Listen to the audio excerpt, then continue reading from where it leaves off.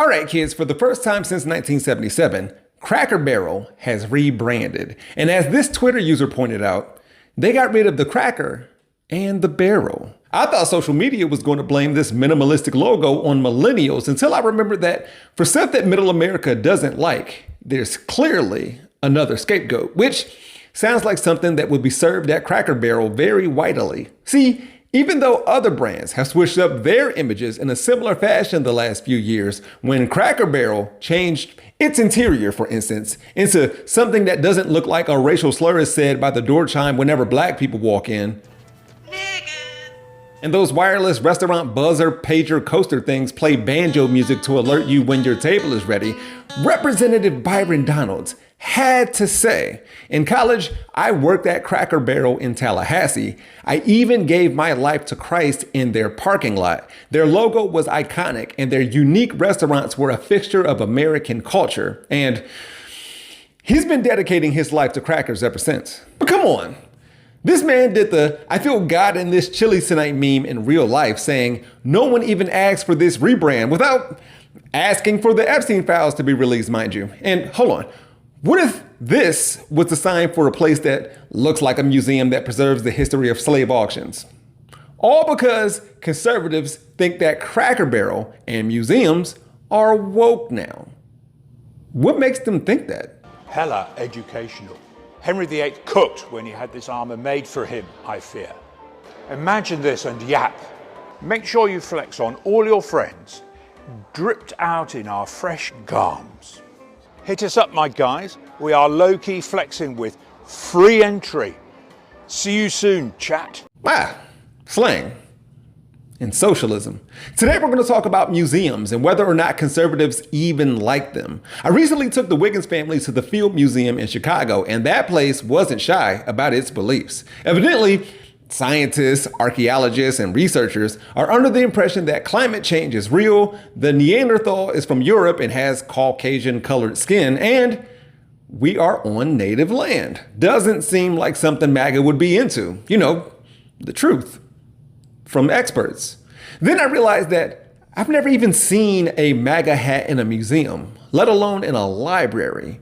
In the summer of 2014, Pew Research said 73% of consistent liberals and 23% of consistent conservatives rate proximity to museums and galleries as important. With that in mind, it couldn't have always been like this. This museum is a beautiful tribute to so many American heroes. It's amazing to see. We did a pretty comprehensive tour, but not comprehensive enough. So Lonnie, I'll be back. I told you that. Because I could stay here for a lot longer, believe me. It's really incredible. This tour was a meaningful reminder of why we have to fight bigotry, intolerance, and hatred in all of its very ugly forms. That was President Donald Trump after he visited the National Museum of African American History and Culture in 2017. Then he referred to the museum as incredible, done with love, and a truly great museum. According to ABC News, he praised abolitionist figures such as Sojourner Truth, Harriet Tubman, and Frederick Douglass. He even retold a story that he learned about a runaway slave. But now he's saying that the Smithsonian is out of control, where everything discussed is how horrible our country is, how bad slavery was, nothing about success, nothing about brightness, nothing about the future. And that's not how museums work. But even with that, it's ironic how shutting down or switching up the Smithsonian will keep Donald and his supporters from learning about a past that they already don't know. White people, we really don't understand. We don't. And then black people are like, I don't have to explain this to you. And it's like, maybe you do. Maybe you do. And white people, even though you may not have been responsible for it and you don't want to get another lecture, I think you need to sit there and listen long enough to understand why the pain is still there. That lecture part is saying a lot and doesn't hold any weight. You would hope that the personal trainer from The Biggest Loser would be aware of that. And Jillian Michaels there didn't exactly listen when Abby Phillips, a black woman, tried to explain it to her, even though she didn't have to. Before all this, Jillian doubled down on her only 1% of US citizens owned slaves in 1860 thing that was all over the internet a week ago. I'm denigrating all of humanity by pointing out that 98% of American white people in 1860 didn't perpetuate slavery? Yes. And we know not all white people. John Brown would have shot her. And that 1% nonsense is nothing new. I addressed it in April of 2024 after seeing a tweet about it. This has been debunked for years. And real quick, that 1% number includes black people in chains who couldn't enslave themselves. Also, states in the North where slavery was illegal, along with women and children who weren't able to or allowed to own property, because that's what black people were at that time, which is unique to U.S. chattel slavery, by the way. Yet, wives and offspring did benefit from the slave trade. So it's more like 25% of households owned almost 4 million people. Oh, and as for that, many white Americans died to end the Civil War take, well, many white Confederates died to preserve it. So with the White House conducting a review of the Smithsonian museums, let's look at what they would consider to be acceptable in terms of America's accomplished, rich history. I am John Adams, blunt, stubborn, and the indispensable voice for independence in the Continental Congress.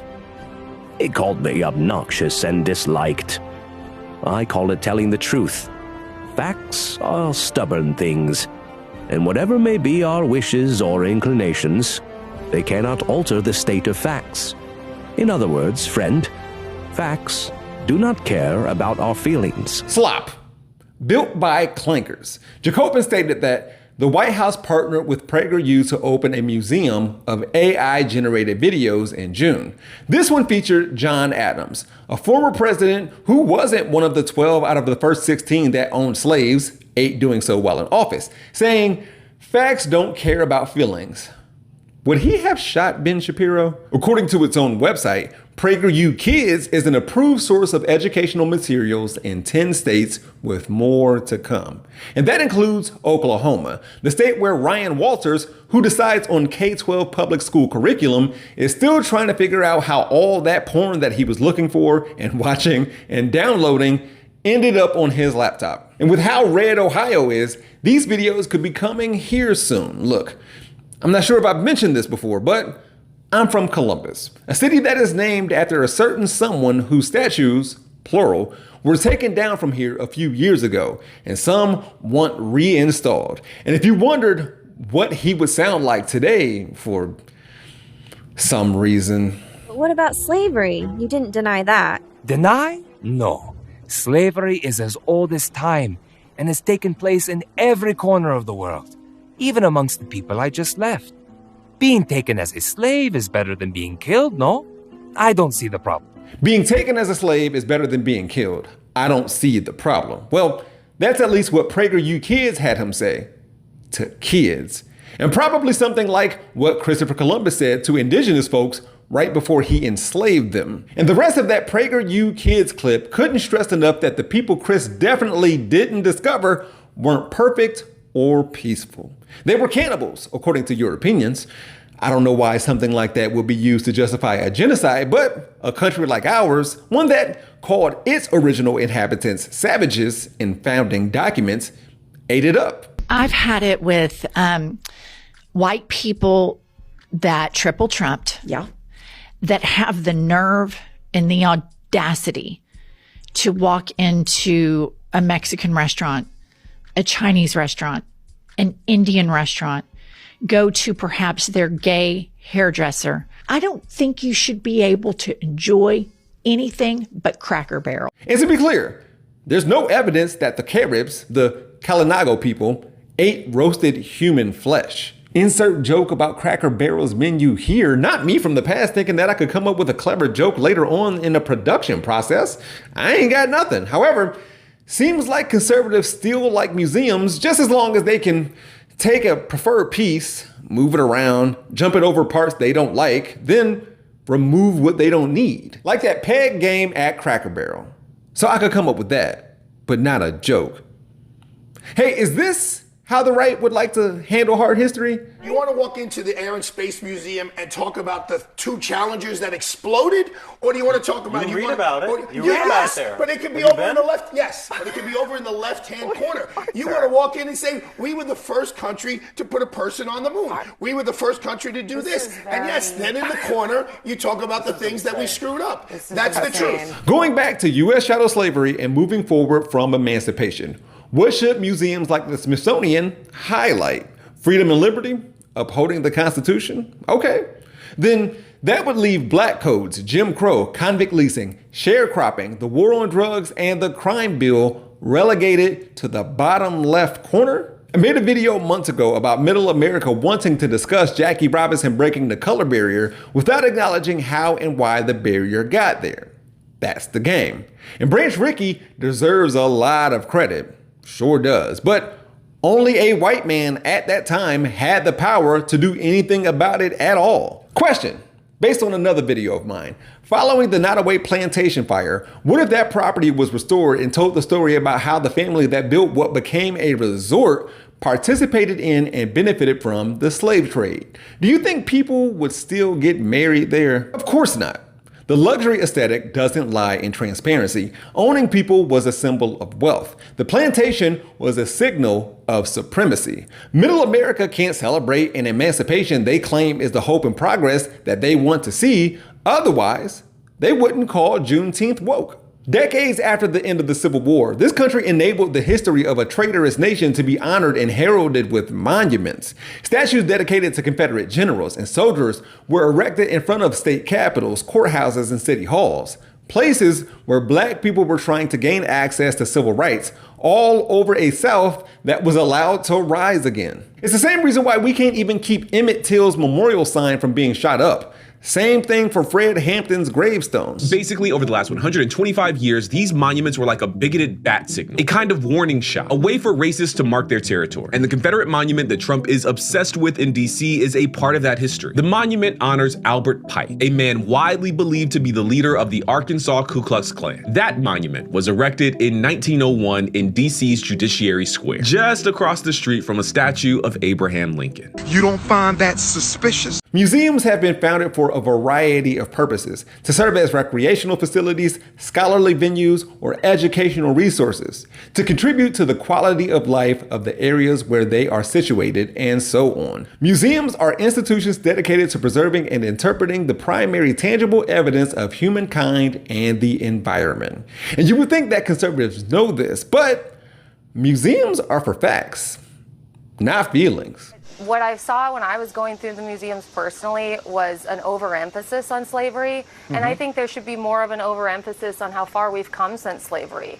Our country is a country of progress, and it's the greatest country in the world, and we should be able to take our kids, our students through the Smithsonian and feel proud when we leave. Side note, the Charleston Museum, located in the Ragboro neighborhood in Charleston, South Carolina, is said to be the oldest museum in the United States, established in 1773. And while we're talking about origin stories, Lindsay Halligan, who was in the clip I just showed, competed in the Miss Colorado USA pageant twice. She previously practiced insurance law in Florida before joining Donald Trump's legal team in 2022. And is now being interviewed on Fox News about the Smithsonian Institute. She's going to remove improper ideology from the Smithsonian. The woman who just wants to be proud after leaving a museum. And whether or not any museum puts an overemphasis on slavery, she knows how the story ends. Why doesn't she take pride in white abolitionists? Also, there's no way to overstate how bad U.S. chattel slavery actually was. She could have still felt good knowing about the hope and progress she spoke about. Goes to show you that even though they say they had nothing to do with America's atrocities, they feel bad when they hear about them because it's talking about them. And I won't say that they know hard history, but they have to be aware of what happened to black people after 1865. Up until this point of the video, I have focused on history museums instead of art museums. Not because conservatives visit those either, but because no matter what your political ideology is, you don't really understand what art is or isn't.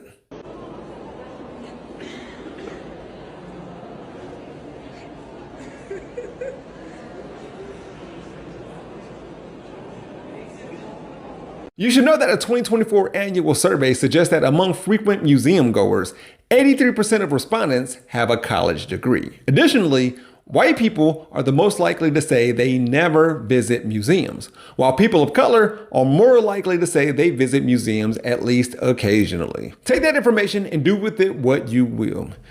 I would hate to see the right use their reasoning on why we shouldn't overemphasize Cracker Barrel's history of racial and gender and sexual orientation-based discrimination, payouts and settlements out of court for wrongfully firing people, and making black folks wait longer for tables and then sitting them away from white folks. None of that stuff majorly hurt the company's bottom line and stock price, but a rebrand, maybe to distance themselves from that checkered past, did? Make Cracker Barrel great again is telling on itself. We gonna be all right.